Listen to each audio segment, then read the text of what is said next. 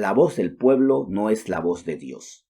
Así se titula nuestra reflexión del día de hoy.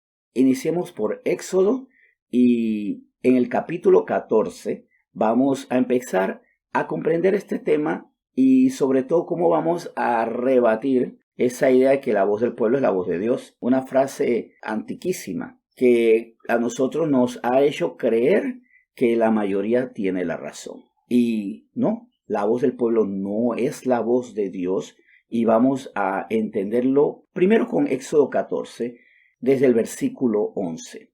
Voy a hacer una lectura de un momento donde el pueblo se manifestó a gran voz, completamente contrario a la voz de Dios. Dice así, desde el versículo 11, Éxodo 14.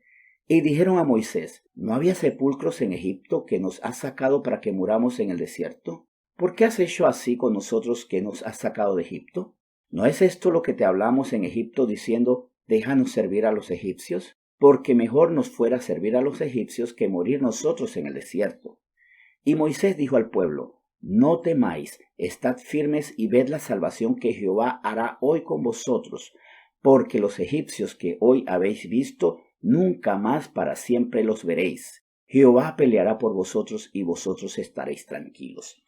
Vemos que el pueblo tenía una opinión completamente negativa, ya había hecho un juicio derrotista y prácticamente estaban molestos con Moisés y con Dios que los sacó a ellos, porque claro, estaban saliendo de Egipto, pero iban por ellos, iban por sus cuellos, por sus cabezas, iban por sus vidas, y en ese momento ellos renegaron.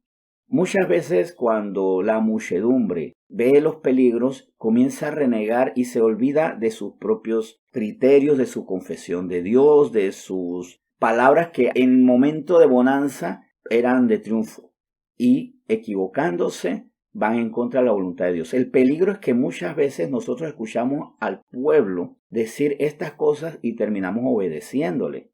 Y aquí no solamente estamos hablando del pueblo como país, vamos a llevarlo a lo más íntimo, a nuestra familia.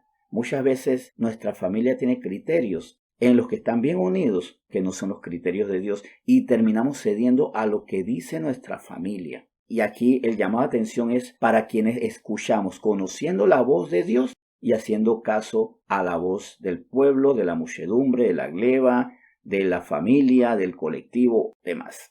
Vamos a Éxodo 32 y vamos a ver el resultado de errar conociendo que Dios tiene la razón y dándole esa razón a la gente.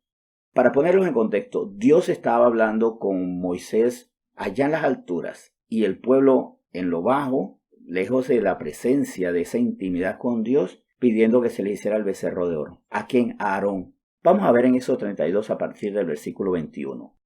Y dijo Moisés a Aarón, ¿qué te ha hecho este pueblo que has traído sobre él tan gran pecado? Y respondió Aarón, no se enoje mi señor, tú conoces al pueblo que es inclinado a mal.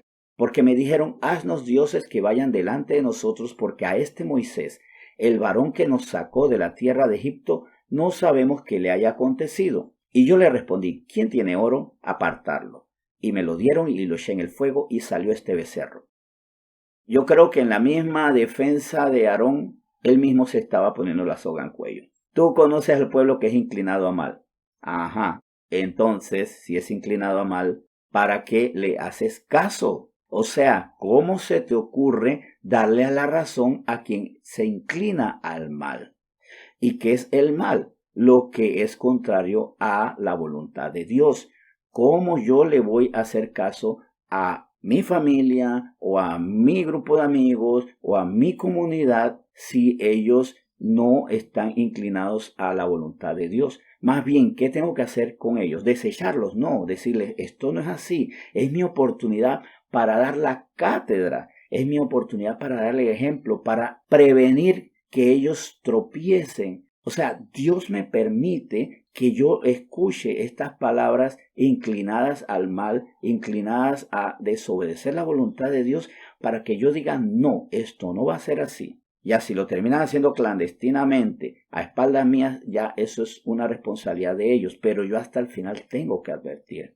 Muchas veces nosotros hasta aplicamos o ponemos en práctica lo que hizo Pilatos. De hecho, esto les adelanto, vamos a estudiar más el caso de Pilatos. Pero en Mateo 27, vamos a buscar Mateo 27 y veamos en los versículos 21-22 de Mateo, en medio del contexto de que ya Jesús había sido capturado, ya había sido ofendido, golpeado, ya había sido humillado por el sacerdocio de la época, por las autoridades religiosas de la época, porque claro, él confesaba, en contrario a lo que quisiera mucha gente, que él era el Hijo de Dios, que él era el Hijo del Hombre profetizado en Daniel, que él era el Salvador. Y en ese contexto, ante la presión, vemos que hace Pilatos. Mateo 27, del 21 al 22 nos dice: y respondiendo el gobernador les dijo: ¿a cuál de los dos queréis que os suelte? Y ellos dijeron: a Barrabás. Pilato les dijo: ¿qué pues haré de Jesús llamado el Cristo? Todos le dijeron: sea crucificado. Luego vemos que él, ya sabemos que él se lavó las manos y ya. Él cedió a la presión de un montón de equivocados, porque no reconocían a Cristo como el Salvador. En nuestra actualidad, ¿quiénes son los equivocados? Los que quieren que saquemos a Dios de la nación, de la práctica, del rito, los que quisieran que mejor ya el país no tuviera fe en Jesucristo, que creamos en cualquier cosa menos Jesucristo, porque eso también me llama mucho la atención. Cada vez que muchas personas hablan de esta unión de toda la fe, siempre sacando a Jesucristo, y que todos los hermanos se unan, olviden sus diferencias, pero seamos indiferentes a Cristo, por favor. Es el llamado de estas personas. Pero esto también aplica a nuestra familia. Ahora todo es Dios, todo es Dios, todo es Dios. Que Dios ahora va a determinar nuestros domingos, que Dios va a determinar nuestros sábados, que Dios va a determinar qué hacemos, qué vemos, qué escuchamos. Y la gente nos va a decir: pero oye, somos la mayoría, piénsalo, o sea, la mayoría no se equivoca. La mayoría sí se equivoca. Se equivocó cuando le dijo a Moisés, esta mayoría, vamos a regresar a Egipto. Se equivocó cuando hicieron el becerro de oro. Se equivocó cuando llevaron a la cruz a Jesucristo. Se equivoca con mucha frecuencia. Se equivoca cuando incluso nos dicen: ¿por qué tenemos que ir a la iglesia hoy? Porque ustedes imagínense que en cada hogar se hiciera una votación si vamos a la iglesia o no. Si se hiciera votación, probablemente habría iglesias que nunca fueran, porque se hiciera la votación y resulta que vota mejor por ir al mall, por pasar en la casa juntos, hasta por cosas aparentemente muy bonitas. Vamos a estar juntos, vamos a ver una película, vamos a hacer una cena. Yo necesito descansar, he tenido una semana muy dura. Y te podrán decir cosas legítimas. Y estoy poniendo las legítimas porque hay otras que obviamente no tienen ni pie ni cabeza. Como vámonos a la playa y mejor vamos a pasarla bien con los friends, pues. O sea, vamos a hacer cualquier cosa menos honrar a Dios. Y por eso yo tengo que ser no Aarón, sino Moisés, diciendo: este pueblo está en gran pecado. Este pueblo está mal, este pueblo está equivocado. O sea, tenemos que tener la autoridad y decir no, porque ciertamente se nos ha enseñado esto de que el pueblo es la voz de Dios. No, la voz de Dios es la voz de Dios. La voz de Dios es lo que Él dice, y el pueblo tiene la voz de Dios cuando se calla ante las voces de su alma, de sus miedos, de sus intereses, de sus debilidades, de sus pasiones, y dicen: Señor, lo que usted ordene es. Solamente cuando mi comunidad, mi pueblo, mi familia, mi puesto de trabajo dice: lo que Dios diga, eso es, y ya no haya voces de sus debilidades, de sus pecados, de sus contiendas, de sus bajas pasiones, de sus argumentos completamente humanos, por supuesto vacíos de espiritualidad, entonces en ese momento, cuando esa voz sea pura como la de Dios, entonces la voz del pueblo es la voz de Dios. Pero como esto no pasa frecuentemente, a veces ni siquiera en una iglesia, puede ser, ¿por qué no? Si la iglesia todavía no tiene el crecimiento espiritual. Cosa que yo sé que no va a pasar con nuestra iglesia, porque nuestra iglesia, nuestro gran proyecto, nuestro gran anhelo es que sea completamente cristocéntrica, que sea una iglesia donde la voz de Dios dice y donde Dios es el que enciende y apaga la luz. Así es. Creo que hemos avanzado en eso y estoy muy contento con manifestaciones que he escuchado en los labios de las personas de nuestra iglesia. Pero vamos a seguir así, siempre creyéndole a Dios. Vamos a seguir siempre creyendo que Dios es el que tiene la razón, y cuidémonos de muchas veces los colectivos donde hay gente que amamos, porque un colectivo que puede ser peligroso cuando más bien es una bendición, pero que puede ser peligroso, es hasta nuestra propia familia, cuando nosotros no tenemos el liderazgo y decimos a ellos, pues no, eso yo lo entiendo, comprendo que ustedes quieran pensar de esta manera, pero no es lo que Dios dice. Y aquí nosotros somos Moisés o somos Aarón. ¿Quiénes somos nosotros? ¿Moisés diciendo la verdad o Aarón diciendo, bueno, es que este pueblo es inclinado mal, pero tú lo conoces y al final de cuentas, ¿qué le vamos a hacer? ¿Qué le vamos a hacer? Pararnos firmes y tener autoridad. Con esto les invito a que oremos.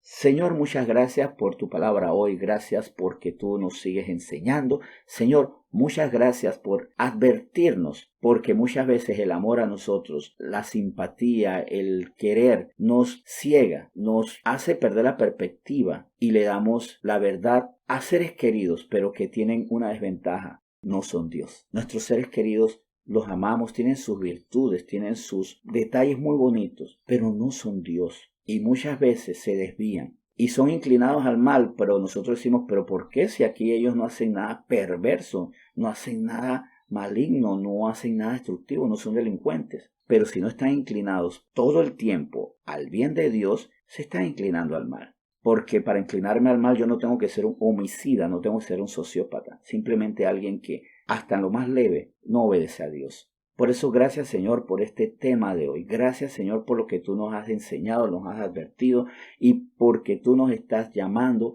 a ser como Moisés, no como Aarón. Tú nos estás llamando a ser la voz, la diferencia, quien representa a Dios y dice, sí, ustedes podrán decir esto, pero si no es lo que dice la Escritura, si no es lo que dice la palabra de Dios, no procede, no avanza. Así que en mi colectivo donde yo estoy, tengo que luchar arduamente con palabra, con denuedo y con espíritu, claro, orando para que la voluntad de Dios sea clara y sea soberana en donde yo estoy. Gracias Señor por este tema. Gracias por seguir llevándonos a ser los pregoneros de justicia en lugares donde precisamente lo que abunda, lo que pulula es la injusticia. Bendecimos lo que tú nos has dicho hoy, el desafío que nos has puesto y la advertencia para no llevar a otros a errar. En nombre de Jesús te bendecimos. Amén.